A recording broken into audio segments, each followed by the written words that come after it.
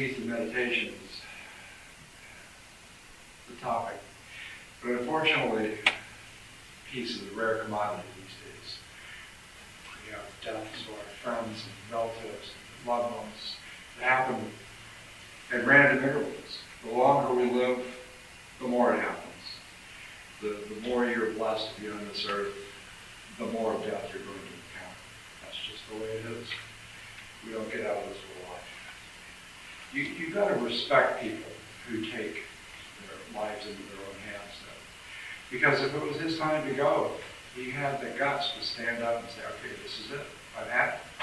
Enough. So I personally have to respect anyone's decision. It's time to go. But if you look at a broader scale, peace is difficult to find in any way you look at it. The U.S. invades countries all the time. We take millions of lives just to get oil. The police attack people at random. They shoot people who happen to, scare the black kids are going down like flies these days. There's surveillance cameras everywhere. We have people tapping our phones, listening to our phone calls, reading our emails and text messages. They even watch our library records to see what books we're checking out. Keep tabs on our browsing history to see where we're going on the internet. Our elected officials are bought and paid for by large corporations. There's nothing we can do about it. The rich are literally controlling everything that goes on in this country and are dictating what we see on television and conditioning us to buy whatever products they want to sell.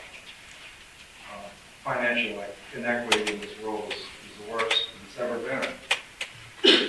For instance, just last year, the 14 wealthiest people in this country earned, I'm not sure if they earned it or not, but they made $82 billion. 14 people made $82 billion. And the top 400 in this country alone made $270 billion last year. The top 400 own more than the rest of the U.S. population combined. And the wealthiest 1% owns a third of the U.S. The bottom of us only owns 2.5% of the wealth in the United States. And if you're poor, you have reduced IQ by an average of 13 points. And your lifespan is reduced by an extra 5 years, just by being poor, because you can't afford food, you have extra stress. It's really a depressing situation. Peace is really hard to find these days. Food prices have doubled in the last 10 years, and they keep spiraling up. Chemical pollutions in the drinking water. They put fluoride and chloride in there on purpose. Fluoride is really a nasty chemical. The genetically modified food that we eat, biotech, is causing a wide variety of health problems these days. Neurological conditions, chronic conditions, autoimmune systems. And the FDA just gave approval for the corporation to incorporate another chemical called 2,4-D into our food, which was actually Agent Orange in the Vietnam War. So now we're going to be eating Agent Orange in a lot of our food. Meanwhile, the World Health Organization has ranked the United States healthcare 30th in the world, and we are falling from what I understand. We don't even rank in the top 10 for infant mortality or longevity these days. We pay more for healthcare than any other industrialized nation in the country, and that's not all. Our educational system is not as good as it used to be. It used to be we were at the top scorers for SATs. For reading, but now we're 17th in reading comprehension and 21st in math. There's only one thing, maybe more than one thing, but there's one main thing that we do better than anybody else. We export more weapons of mass destruction in this country than all the other countries put together. And we have, on average, for every 100 people, there are 88 guns in this country, privately owned. So we're really good at creating weaponry and wreaking havoc on different countries in the world. 70% of our gross national product goes to the military these days. And we still have more in prison, more people this country than any other country in the world. And it's a larger percentage of our population than any other country. By 1970, or since 1970, half of the species on this planet have gone extinct. Half since the 1970s. And of course, part of this is due to climate change and overpopulation, and also the chemicals that have been released by the corporations. The world population is about 7.2 billion, and Ebola is popping up all over the place these days, threatening to create a pandemic that will kill half of the people. And what can we do about all of this? Nothing. Not a single thing. We can't change any of these. It's all beyond our control. And so peace is a very rare commodity indeed. So now I'm supposed to tell you, yeah, meditation reduces stress. Yeah, it's supposed to decrease your blood sugar, your blood pressure. It decreases your heart respiration. It makes you feel a lot more calm and relaxed. And it does. Sit in meditation, it will calm you right down.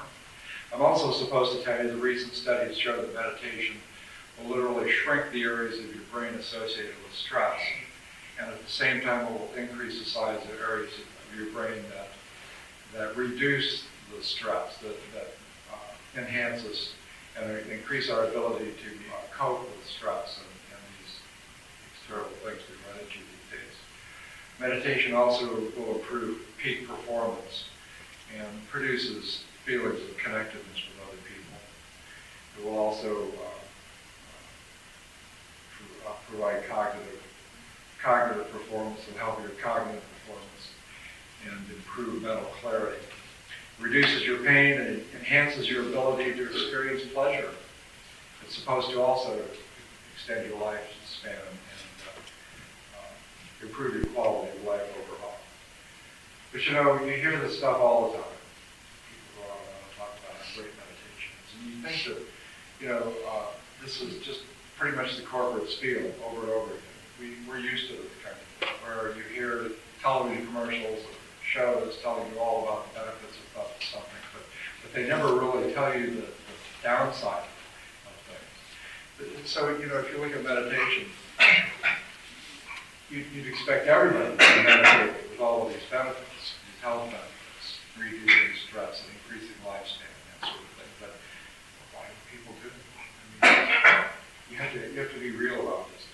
It takes time to meditate. You've got to sit, empty all your thoughts. You know, just sit there and stare at the wall, not do anything, right? And so this can be a really large waste of time. You know, huge waste of time. That's one of the main things I did. Why would you want to sit there and empty your heads of all thoughts? Just sit and say "Om" for a few times, Om, and then try to be relaxed. But it never works because there are so many things to do. You're always really busy. You're thinking about what you should be doing rather than sitting and meditating, and in the time you've got set aside. And so you can't wait to get up and get back to dealing with the issues that you always deal with. I mean, that's the point. I spent, and I know you all have too, spent a lot of time and effort putting thoughts in the head, you know, so we can think about interesting things. Why would you want to sit there and get rid of these thoughts? It doesn't make any sense to a lot of people. And it's just a big, large waste of time sitting there not doing anything. So today, I thought I would let you in on just a little secret, just a little bit of information. You probably haven't heard of it before. Of course, maybe you have heard of it. Today, we're moving into a new paradigm, a new scientific paradigm. You may have heard of it as a shift in consciousness. How many of you have heard about the shift in paradigm change? 20%, I suppose. Well, this is what's happening right now. Climate change isn't the only thing that's changing. The old paradigm is breaking down. This is why we're experiencing so many of these problems today. If you can think of the tourniqueted pyramid on the back of your dollar bill, little triangle up on top of a big pyramid, that's how our culture, our society is set up these days. So a very, very small elite group of people can control the entire pyramid. That's how we're arranged. Our corporations are set up that way. Our schools are set up that way. Churches are set up that way. Government's set up that way. Even daycare centers are set up like that. You have a very small percentage of people controlling everyone else. They control everything. They control the money, the banks. They control all of the products that are produced. They control the media. And so this paradigm is changing. We're literally shifting to a new way of looking at things, to a new consciousness as well. Interestingly enough, that's how meditation fits into all this, in my scheme anyway. These days, if a doctor, for instance, finds a cure for cancer, I know a fellow named Stanislav Brzezinski who literally found a cure for cancer back in the early 80s, I believe it was, and tried to popularize this.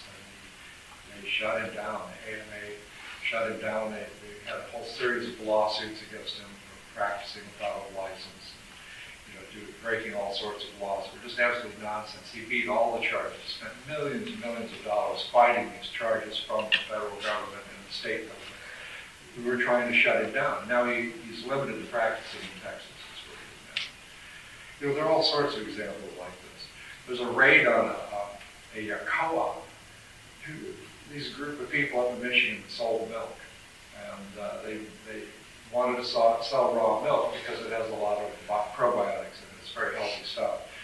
And so the Michigan state agents confiscated one of their trucks and dumped 250 gallons of milk, 1,200 eggs, organic eggs, broken along, and they still won't give their truck back. It just goes on and on. There's a beekeeper in Iowa who was talking to about a year ago, I guess it was. He discovered that the chemicals that the bees picked up from pesticides sprayed on the crops, the combination of pesticides was just wiping out the hives. And he was a chemist, and so he put this information together and contacted the USDA thinking that he had found out the problem with the bees. Well, instead of taking his information, the USDA sent agents out. They burned all his hives, all of his bees, took all of his paperwork, came in, cleaned out his files, and threatened to put him in jail if he continued keeping bees. So there are many, many different examples of this. Just this morning, I read in the Times about this woman in Iowa. She was a restaurateur. She had a small restaurant. For 40 years, she worked in this restaurant and squirreled away her money. Over the years, she managed to save $33,000 in change in her accounts. And the IRS came and they found her account and they confiscated all her money and said that she fit the pattern of drug dealer because she was putting in deposits of less than $10,000 at a time, so it didn't show up on their records. So they just took her money. And the Times article went on to list 6 or 7 different examples of people who had similarly been robbed by the IRS. No recourse for these things. But this is the old paradigm. The old paradigm of billiard balls bouncing around. All the atoms are just billiard balls, and they stick together once in a while to make molecules. And these people are into burning coal to make steam, to make generators, so they can sell electricity from the centralized energy authority, power authority, I guess they call it. But today they're all freaking out. They're all losing it, and they're trying to crack down as much as possible because they feel their power is slipping away. They feel the new shift is coming, and they know that their time is limited. So, this is why the rich are grabbing as much money as they can, and why the police force now is made up of these brutal, vicious people that will come and just beat you. So, but throughout history, people have been living in these paradigm shifts. They lived through these shifts. And there are certain characteristics in common with all of these paradigm shifts. People going from the old method can become dissatisfied, and they see lots of flaws in the old system. They're no longer really connected to the old system. And the old system becomes very brutal, totalitarian almost. Lots of people go to prison, lots of people are killed, lots of people are displaced, and people don't have a place or a way to live anymore. So what happens is they have to discover a new way to live and a new way to look at things.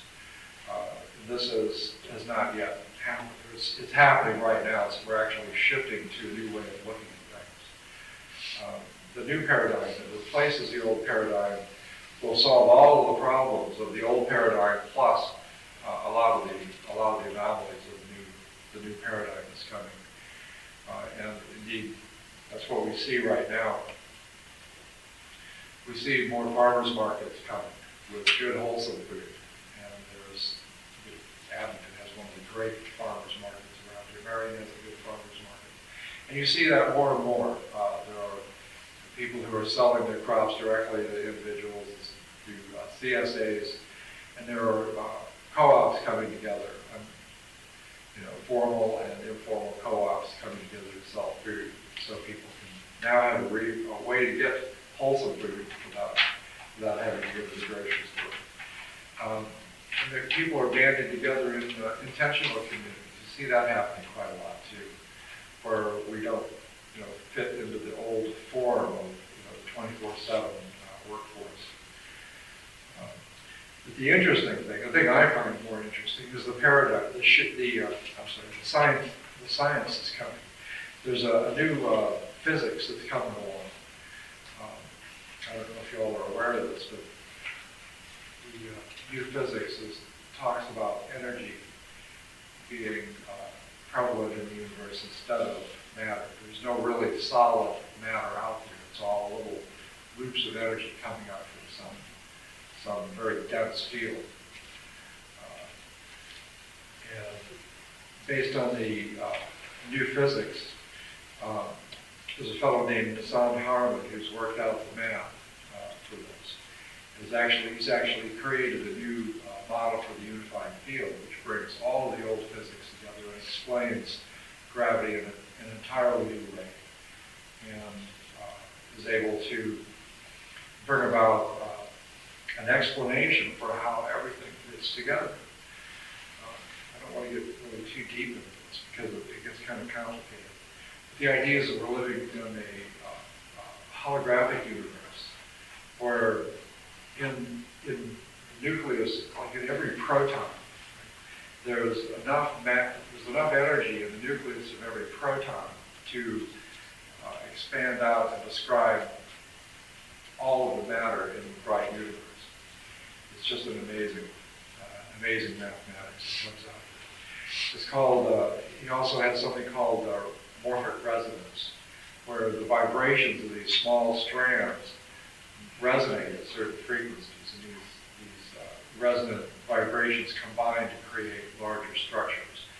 And this is what creates life. It's all based on these morphic resonances and vibrations. Everything is connected at a fundamental level, so that not only are all of the particles and the matter in the universe connected, our consciousness is connected as well, because there's one basic consciousness that underlies this entire system. It's an amazing situation. Environment now determines what our genes do in our bodies and what genes turn on, which ones turn off. The environment will even change and modify the genetic makeup of our body to create different organisms. It's amazing stuff. The implications are very far-reaching, and they spread across not only individuals, but across countries, to all of the people all over the world. So you might ask, what does this have to do with meditation? I mean, what's the point? I mean, sure, we got some nice grand ideas going there, but what does this have to do with sitting and emptying your head of all thoughts? And that can be explained fairly easily. if you think about it. Have you ever been in a really noisy situation where you're trying to listen to somebody, you can't quite hear them because of all the background noise that's going on? It's sort of the same thing. Like sitting in a busy intersection where there's a lot of traffic going by and trying to listen to a very quiet song on a radio.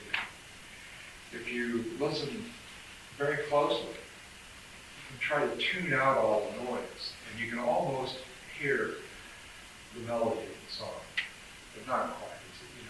So the idea is that the mind is a very noisy place. We have thoughts going on all the time, lots of chatter.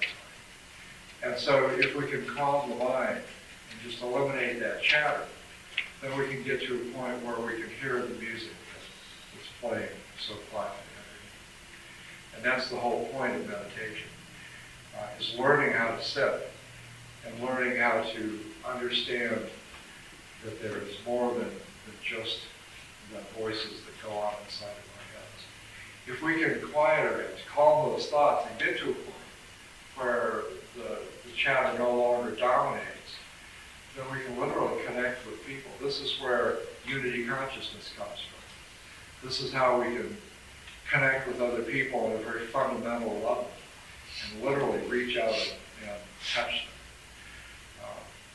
This is how there's all kinds of intelligence out there. This is how we feel other minds and other people. Once we get to that level and make contacts with this consciousness, then you can develop the skills. And this is where it's very interesting. Developing the skills so you can reach out and actually become connected with all the other people around. And we find that this is what's happening right now in the shift. This is the coming paradigm, and this is the next step in our evolution, I believe, as a species, is being able to literally have shared consciousness with the rest of the people in the organizations. And so this is how we find peace in meditation, is by calming the mind and by connecting with each other on a level that's not full of chatter and sound and fury, talking about the latest car you bought, or television show you just watched, but being connected with another person or a group of people on a very fundamental level. Unfortunately, meditation doesn't come with a pill, and it's 100% guaranteed not to work if you don't use it. If you don't actually do it, you have to sit. And it's not easy, it really isn't. It takes some effort in order to meditate. And so now I'm supposed to say that you can tune in Monday nights at 6 p.m. right here and come and meditate, and learn how to meditate. And you can find the answers to these and other pressing questions. But eventually, if you work at it, you too can find peace and happiness in meditation, because the new era is gone, and we're going to be part of it. We're going to be part of this community of hope and unity consciousness. And we're going to have a completely new way